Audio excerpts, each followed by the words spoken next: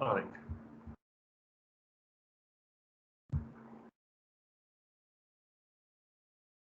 So we are talking about the constructor. As I said, the constructor is a default thing which you no need to create actually. So the constructor will get created automatically when you create the object. When you create the object, it is going to create automatically. So you no need to explicitly create saying that hey, this is a constructor, right? So as I said, as per the definition, the constructor get called automatically for each object that is going to be created. It is like a member function. It's like a function. So it will be defined or not defined. If you define it, fine. If you don't define it, also fine. It will be called. And the class of name of the constructor is going to be the class constructor. So sometimes it will take parameters, sometimes it won't take parameters, and it does not return anything because it's just a constructor. It is something like I could say like a bridge, like a between the programmer and compiler. It's a bridge between the programmer and compiler, right? So the prototype of the constructor is class name followed by the parameter list. So that means with the class name, one function is going to be get created. One function is get created. That function is called as a constructor. So as name indicates, it is going to construct or build a relation between the compiler and programmer for the easy execution. For not, I won't say easy, for ease of execution. Because we need to execute the program, we want someone to bridge between the program and compiler. The constructor is going to take that role. So there are different types of constructors. The first one is default constructor, zero argument constructor, parameterized constructor, explicit constructors, and copy constructors. Right? So in your exam, if you get this question, what is constructor? Explain different types of constructors. So you need to explain all these 5 types. So we will see one by one. So this is just an example how the constructor will get created. So once the program has been written, when you call the object, so the moment when you call the object, it is going to create the constructor. It is going to create the constructor. So the constructor name is going to be the class name. But you cannot see anywhere in the program it is going to be the constructor. No, this is a default thing which will get created. As I said, it will talk to compiler. It won't talk to the programmer, it will talk to the compiler for the ease of execution. Right. So if we want to say like how the constructor is going to be called by the compiler or implemented by the compiler, you can see as in the previous example, we have created one object like this. A is the class name, A1 is the object name. The corresponding constructor will be A1.A function. So class name followed by some function name it is going to use, or class name directly it will use. So when compiler want to call this constructor, it will call like this A1.A. So A1 class name, A is the class name created as a function. The object reference is A1, right? So then the compiler is going to access the members of this using the address operator. Using the address operator is going to access all the members of that particular class, right? So whenever you create an object, the new constructor will be created. You can see here a class. I'm creating one more object called star aptr. So for that, new class is going to be created. So same way, once it is created, it is going to be accessed by the compiler. It is going to be accessed by the compiler. So the compiler is going to talk to the constructor, not the programmer. You should make one thing very clear.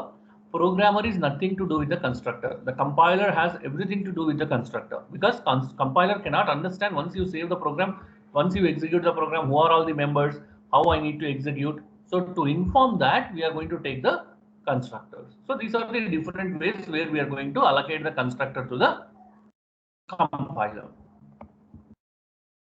Right. So still you will get much more explanation, much more clear when you go for the types of constructors. Right. So in C++, so these are the very key points about the constructors. In C++, constructor is a special member function whose task is to initialize the objects of its class. Right. So why it is so special? Because it uses the class name and it constructs the members whenever it is required, and constructors will be invoked when the object is created. So you can see here an example. Sorry. So how the constructor will be defined? Say for example, you have created a class called integer. So the constructor name will be integer followed by the void. So this is how constructor looks like. So within that, whatever parameters you define, that data will be there. That data will be there.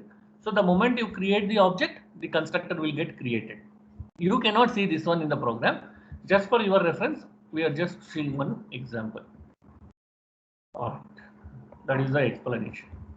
So what are the main characteristics of the constructor is they should be declared in the public section. The first thing is you should declare any constructor in the public section, and they will be automatically invoked when objects are created. There is no return types for this. It is void type, and they cannot be inherited.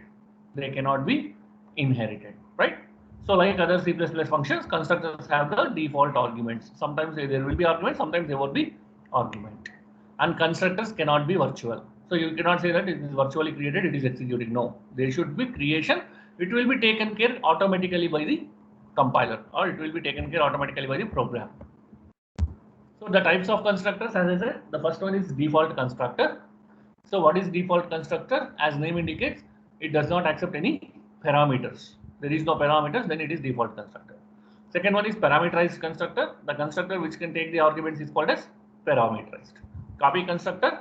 A constructor can accept a reference to its own class. So that means you can copy the reference of that own class as a parameter, which is called as a copy constructor. So a constructor which will holds reference of its own class as a parameter, then it is called as copy constructor. We'll see all those things one by one. Now first we will see the default constructors. As I said, so the default constructor is not going to accept any parameters. There is no parameters will be passed, right? And also it is also called as zero constructor, right? So if no such constructor is defined, then compiler automatically, suppose if you are not defining any constructor, compiler automatically decides that it's a default constructor. It's a default constructor. So how the default constructor is going to be? So to invoke that, we require class name followed by the class object name. Say for example, if it is A1, A followed by A1. So when the moment you create the object name, the default constructor will be created, right? So example is this one. Or you can write any example. Class name is A, object name is A1, as we have seen in the previous example. Next comes your parameterized constructor. So as I said, the constructor which will take the parameters, it is called as parameterized constructor, right? So you can pass the arguments at the moment when you create the object. So the moment you create the objects, you can pass the constructor, parameters. So you can see here how the parameter constructor is going to be.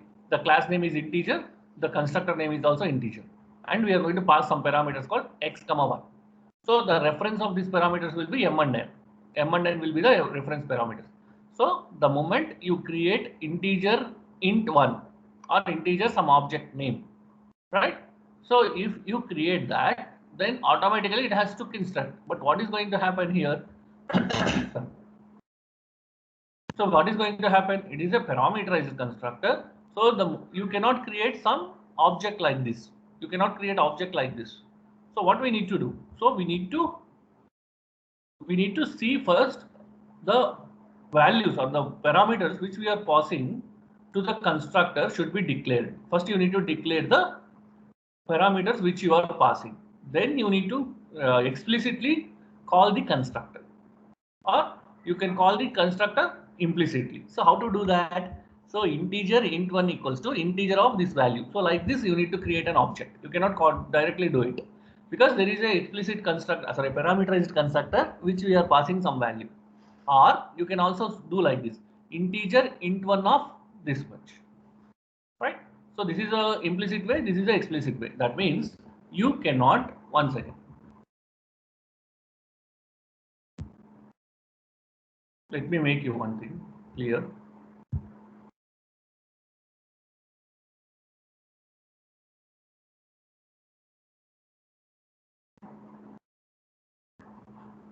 All right. See here, say for example, I'm creating a class called integer. So same example I'm taking, I'm writing some variables and all. So within this, in the public, I have created a constructor which is integer of x comma int x comma I. Written only definition, prototype will be written, body will be written later. Now what I'm going to do here is, in the main function, I need to create an object. When I create an object, how to create integer int1. So this is how I need to create the object. But what is going to happen? It is not going to work. It is not going to work. Why it is not going to work? Because you are using the parameterized constructor. Because you are using the parameterized constructor, it is not going to work. Now, how to define it? How to define the object in the parameterized constructor? There are two ways. One is called explicit way of constructor. Explicit way of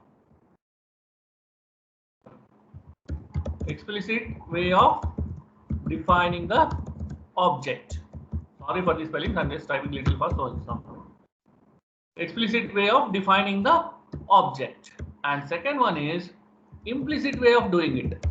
Implicit way of defining the object. Defining the object. So how to do the explicit way? So the explicit way, what we are going to do here is, so integer int1 equals to integer of what is the value you want to pass for the parameterized constructor. This is the explicit way. If you want to do it implicit way of your object declaration, integer int1 of 100, 100, right? So like this, we are going to define the objects in the parameterized constructions. In the parameterized constructor, we are going to do that. That is what we are seeing here, right? So this is how you need to call the parameterized constructors. Otherwise, it's not going to accept the object declaration. So if you want to define the objects in the parameterized constructor, you should do like this. So this is called parameterized constructor, where we are calling the class name and then we are passing some variables for this or parameters for this. And in order to write the body, again we need to use the scope resolution operator, right? All right. So that's what, like, sometimes what is going to happen if you want to access the members of this class. If you want to access all the members of this class in the constructor, you cannot pass directly this class name. How you need to pass? You need to pass the reference. You need to pass the reference ampersand a, right? So this is called copy constructor. As I said, the reference will be passed no of the class. That is called copy constructor. So instead of parameters, you can pass the class. So if you want to pass the class, you cannot pass it directly like this. You need to pass the reference parameter. Sorry, reference of the class ampersand a. So it is called as copy constructor, right? So that we will see next. So this is the parameterized constructor. So is it clear, parameterized constructor? Everyone, any doubt, or do you want me to explain once again? Default is very simple. When you create the object, the default constructor will be created. In the parameterized constructor, we are going to call the constructor with some parameters. So when you are calling with the parameters, you cannot define the object just like that. So to create object, we have two methods. What are the two methods? So the first one is explicit way of defining the object. So this is how you need to define, or implicit way of defining the object like this, right? These are the two methods. Is it clear, everyone? I need response, whether yes or no, because this is very, very important question for IA as well as VTU exam.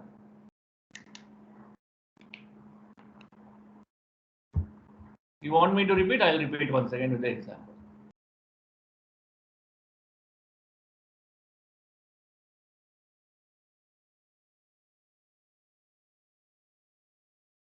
Okay. Good. Fine. So let us go to the copy constructor. Already we have seen copy constructor. This is the example. When you want to call the pass the parameter as a class, you cannot pass it just like this. You need to pass the reference. That is called copy constructor. Now let us see an example. Right. So let's say, for example, when we want to copy, when I want to copy or declare the object from another object, like we have two objects, I want to access both the objects in a single function, then we'll go for the copy constructor, right? So now what is going to happen? So when you want to define multiple objects, when you want to call multiple objects, then you can go for the copy constructor like this. So integer is the class. Within that, I2 is the object. Within that, if you want to define one more value or object called I1, then you can do like this. Or you can also do integer I2 equals to I1. So what is going to happen? The values of I1 will be assigned to object I2. That means I1 is also one object, I2 is also one object. So when you want to copy the object values of I1 to I2, when you want to copy the object values of I1 to I2, either you can do like this or like this. So this is called the copy constructor, right? So this is called the copy constructor. So this is how we are going to declare the object in the form of copy constructors. And this process is known as copy initialization, right? So when you do the copy initialization, the copy constructor will take the reference of an object of the same class itself as an argument. Reference of this object will be taken as an argument, right? So that means when you want to copy the values or members of one object to another object, please make a very clear note of it. When you want to make values of one object copy it to the another object, then you need to do the copy initialization process, either like this or like this. See, this is very important question for your interview. The moment they ask about constructor, they'll ask what is copy constructor. Copy constructor is nothing but copying the members of one object to another object. Copying the members of one object to another object. So how to do that? Either you do like this, class name followed by the object name followed by the another object name, or class name followed by the object name equals to another object name. How copy constructor is going to access these objects? With the help of reference. With the help of reference. It is not going to access directly I1, it is going to access ampersand I1, right? So that is how copy constructor is going to access this. Okay, so you can see here. So one class called integer defined, and we have defined one default constructor. So where we are going to do something, and this is a parameterized constructor. When it comes to the copy constructor, how we are going to do that? So integer ampersand I. So I is going to be the object. So for that I object, we are going to do the object reference. So this is how copy constructor will be created. You can see all the three types here itself. This is the default constructor, parameterized constructor, and copy constructor, right? So this is how it will be declared. So the moment you declare the integer I1, that is the object, and it will invoke the default constructor. It will invoke the default constructor, and so m and n value will be defined to 0. So the moment you call the integer I2 of 2040, this is a parameterized constructor. So it will invoke the parameterized constructor. It will invoke the parameterized constructor, and it will assign m and n value as 20 and 40. You can see here. The moment you call the copy constructor, integer I3 of I2, the I2 values will be assigned to I3, and it will be passed as a values to this parameter ampersand I. So this is the way you are going to invoke the copy constructor. I want all of you to go through this slide for a minute. You can understand all the three types very easily. Any doubt is there, please ask now itself. So these are the major three types of constructors, or default, copy, default, parameterized, and copy. Any doubt is there, you can put in the chat box or you can ask.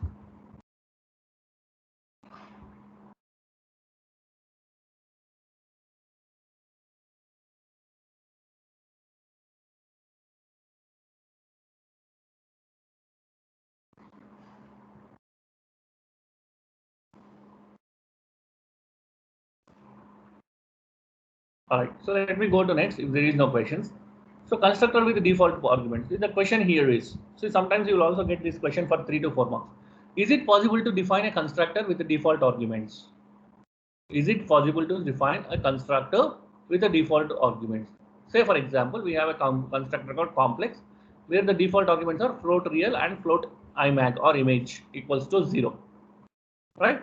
So where imag value is 0 or image is 0, the complex C1, say for example, I want to create one more value, then it will become C1 of 5.0, right? So the value 5.0 will be assigned to real variable, and 0 is default for this variable. If I call C2 of 2.0, 3.0, now what will happen? 2.0 will be assigned to real and 3.0 to imag, right? So that means question here is, can we define a constructor with the default value? See here, what is default value? For imag, we are making default value as 0.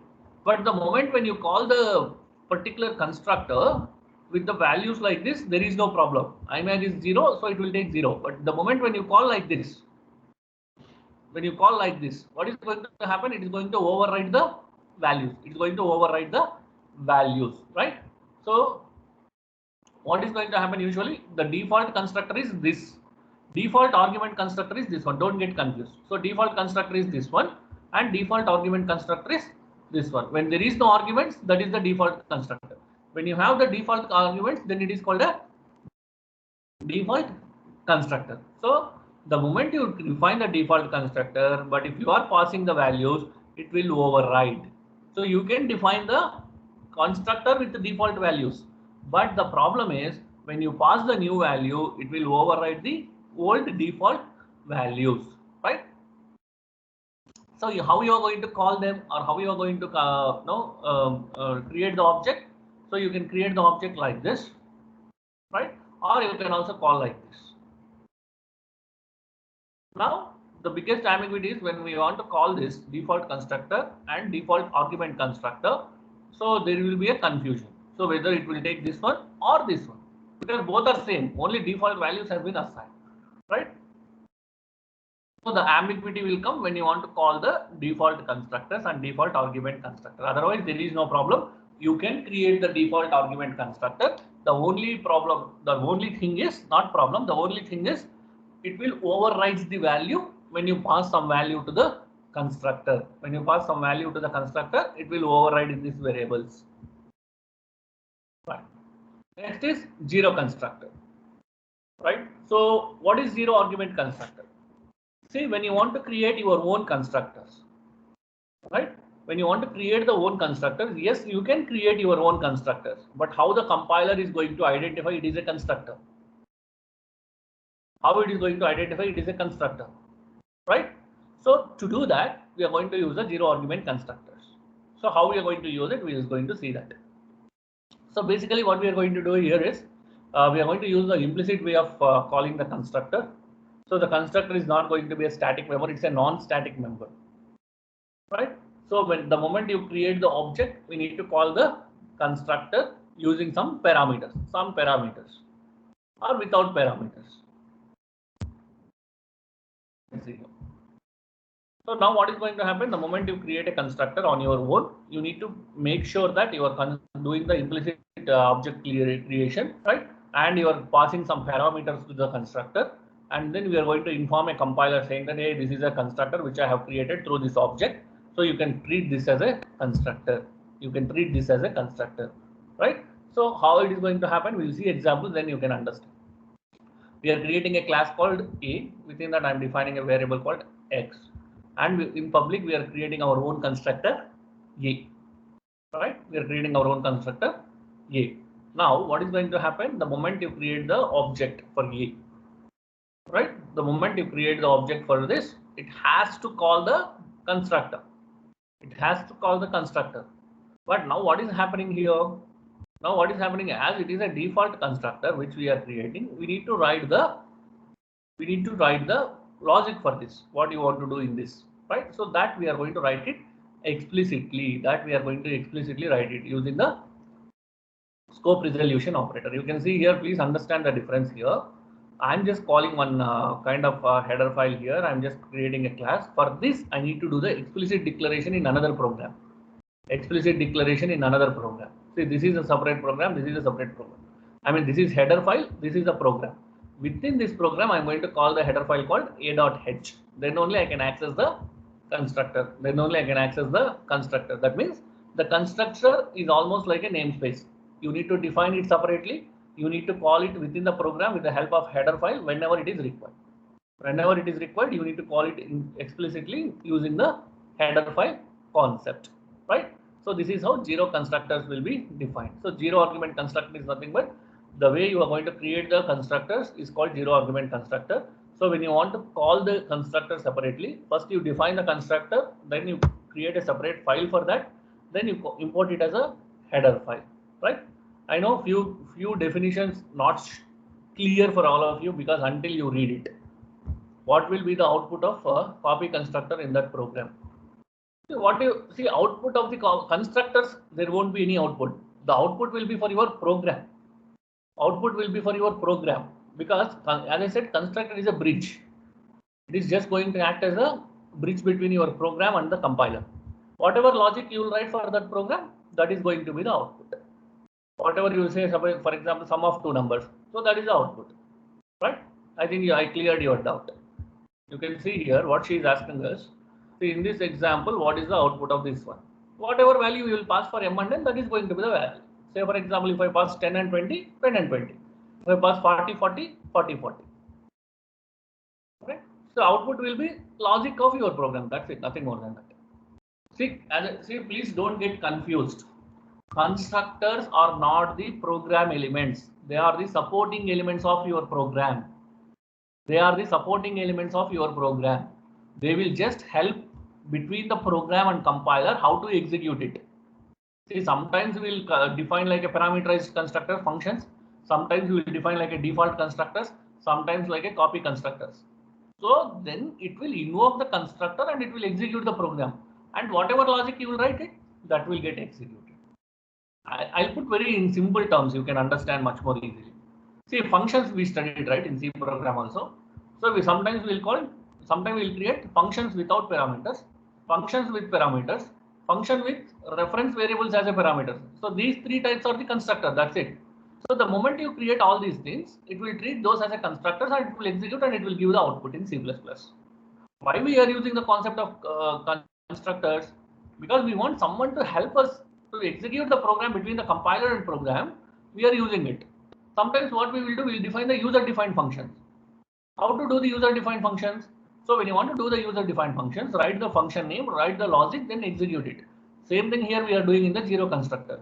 So the zero constructor, you are defining your own constructor. When you want to define own constructor, define it in the header file, write the logic of that. When you import that header file, you can use that constructor. Very simple. You can use that constructor. Right? It is almost like your function, nothing more than that. The only thing is the name is called as constructor because it is going to help us between the compiler and the program.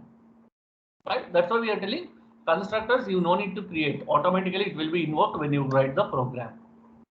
Am I clear with respect to constructors? Any doubt still?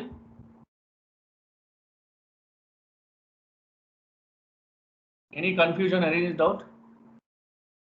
You need to read once or twice for your internal, then you can understand much more easily. What about others? Is it clear to everyone?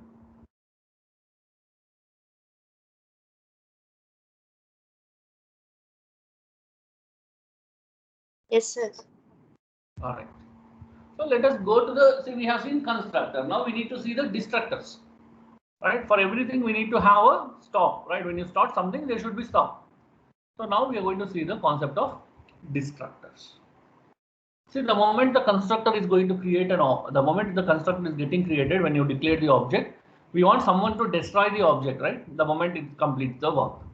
So the destructor is going to be the destroy the objects that have been created by the constructor. So if the constructor creates some objects, it is going to destroy it. So the destructor is a function member or the member function whose name is same as class name again. The name of the class name is going to be the destructor. But the only difference is for constructor there is no tilde symbol, but here we are going to use a tilde symbol in front of the function. So how to identify which is constructor, which is destructor? Only the symbol is tilde. So if you are using the in front of the class name or when you are creating a constructor, if tilde symbol used, then it is destructor. If the tilde symbol is not there, then it is a constructor, right? So destructor will never take any arguments, never return any values. So it will be invoked implicitly by the compiler after execution of your program. Why it needs to invoke? In order to clean the space. In order to clean the space, we are going to do it. So that is the reason, if you remember in your C programming, you need to write the memory allocation functions. Memory malloc, malloc, realloc, right?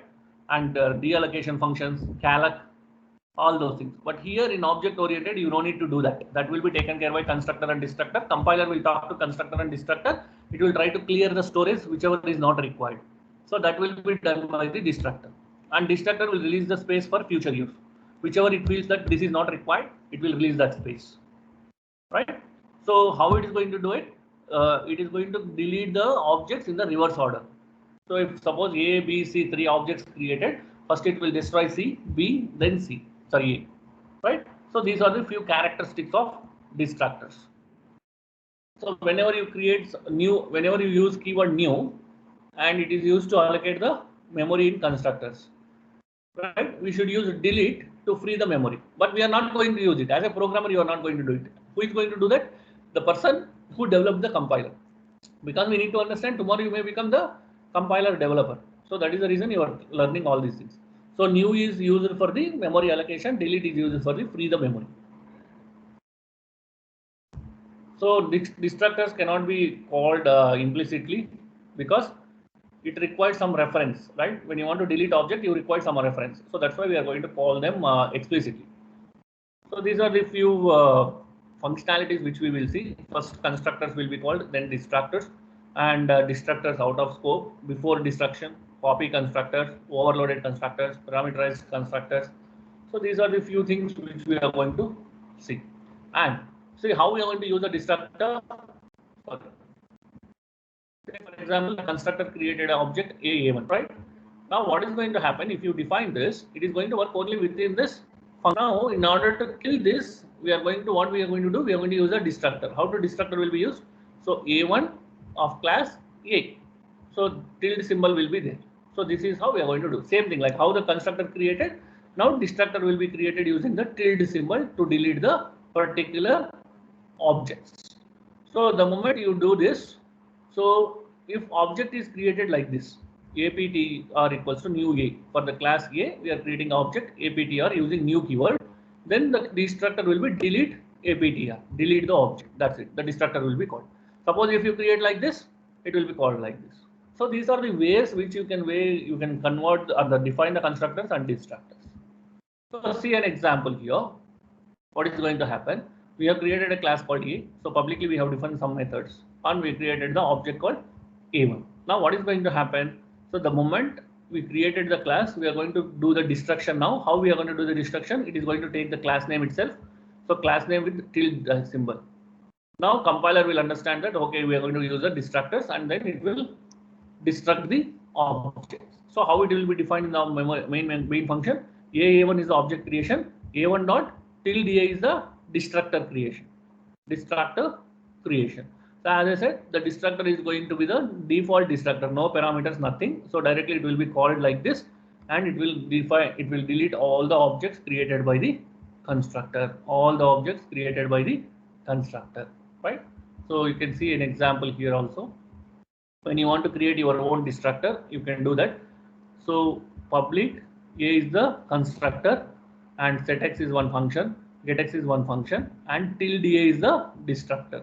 Tilde A is the destructor. Now what is going to happen? So for A, we are writing one constructor program. Constructor is called. So we are writing one destructor here. So the moment constructor, whatever objects created, destructor will destroy all those objects. All those objects. So very simple. Create the constructor, create the destructor. That is the reason there is no memory management issues. See, in object-oriented programming, when I spoke to characteristics of object-oriented, I told one point very clearly. There is no memory management issues. Why it is not there? Because we are using the constructors and destructors. Because we are using the constructors and destructors. So that's where we don't have any memory management issues. Okay, why it has come here, I don't know. Zero argument constructor, example this one. So if you want to create your own constructor, just create it in the function, then call it, write whatever logic you want to write. That's it. Yeah. So how the constructor class is called, that's it. And this is parameterized constructor. Already we have seen example for this. Right. So this is about the constructors and destructors. So any doubt in this? I'll pause here for a minute. Any doubt you can ask. Constructors and destructors.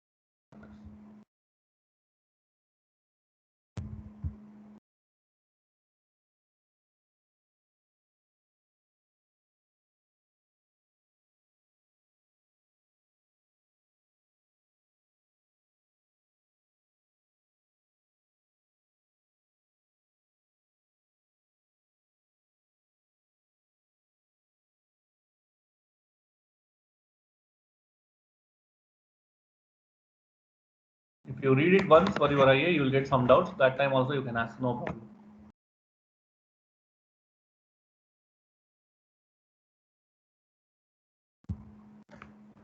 All right. So the next concept which we left is in the second module, first four concepts, array of objects. Array of objects. So what is this array of objects? So the question here is it possible to create the array of objects? Yes. In C++, we can create the array of objects. So that means we can have array of variables that are type of the type of that particular class. So that is called as array of objects. So how to create the array of objects?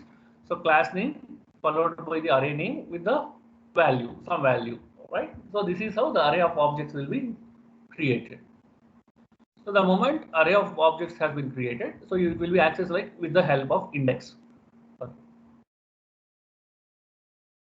It will be accessed with the member example of index. Like manager of 3 I have created 0, 1, 2, right? You can see here I have created a class called employee. Within that I have created a one array called name of 20 float ace, and I am going to use the function get data put data. Now what is going to happen is when you want to access this, particular member using these functions, what we are going to do? So manager of I dot get data, manager of I dot put data, manager of I dot get data, manager of I dot put data. So I is going to be the default, like 3 values are there, whether you pass 0 or 1 or 2, it's up to you. So because we have three we have created the size manager. Now what is going to happen? Manager of 0 is going to have some value, manager of 1 is going to have some value, manager of 2 is going to have some value. Hope you know this basic concept of array. I am not defining it because the moment you create array, it will start from 0, not from 1. So that's why we are taking 0, 1, 2. Now let us take an example so that you can understand much more easily array of objects. Now what I am doing here is I am just calling the main function. For the class distance, I am creating a object as a array. So d array of size, right? I am defining some values here. So now I am calling a function, sorry, for loop I equals to 0, I less than size value is 3. We are going to read the values of this d array. So how we are going to read d array of I dot set feet? D array of I dot set feet. What is going to happen here? You are going to enter the values. You are going to enter the values for this particular set feet, right? So d array of I dot set inches. So here also we are going to do the or insert the values. Then for I, if you want to read the values, d array I of get feet or get inches, right? So set is for inserting the elements, get is for getting the values, Now what is going to happen in this program? See, the moment it sees this one, what you call for loop, it will execute, it will ask for the enter the feet, right? So you will enter some value for that, then you will enter the inches. Same way, that is a value 1, because the size is 3. For 3 values you are going to do it. So the moment I write the get feet function, it is going to put all the values in a row like this, right? So this is how the array of objects will be used. Look into this program, then I'll go for next. Any doubt is there, you can ask. So very simple. What I mean to say here is you can also create array as a object reference for the class. Array as a object reference for the class.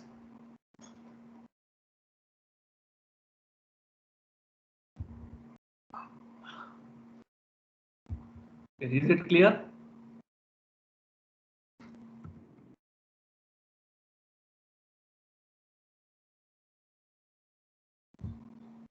Yes, sir. These are all the very basic concepts. If you know already arrays, it's nothing. Right. So, and one more thing is arrays inside the objects. So, can we create arrays inside the objects? Yes, we can create arrays inside the objects or inside the class. So, they are going to become members of that particular class.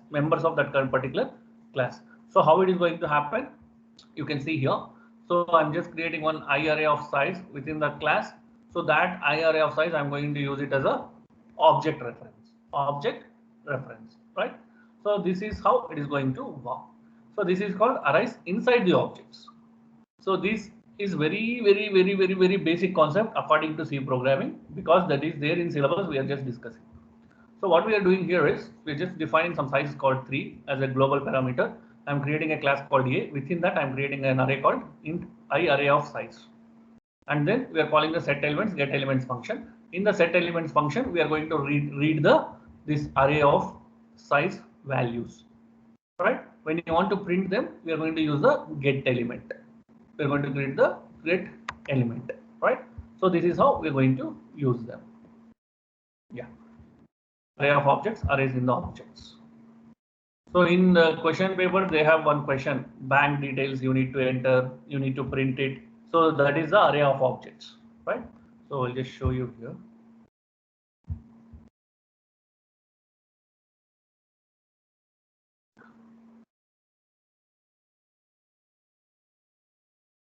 Course manual ID.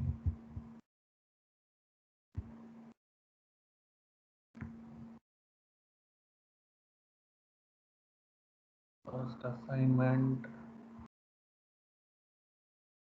Yeah.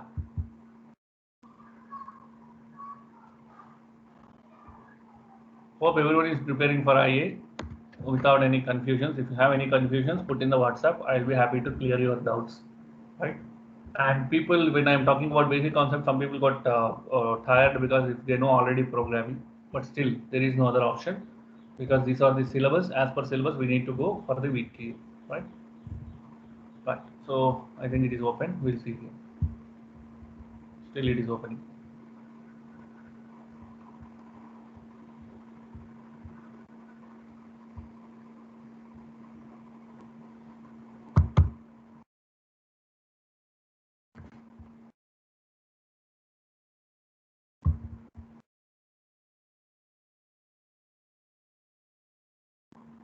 Yeah. So you can see here, write a C++ program to create call. 1 second. Yeah.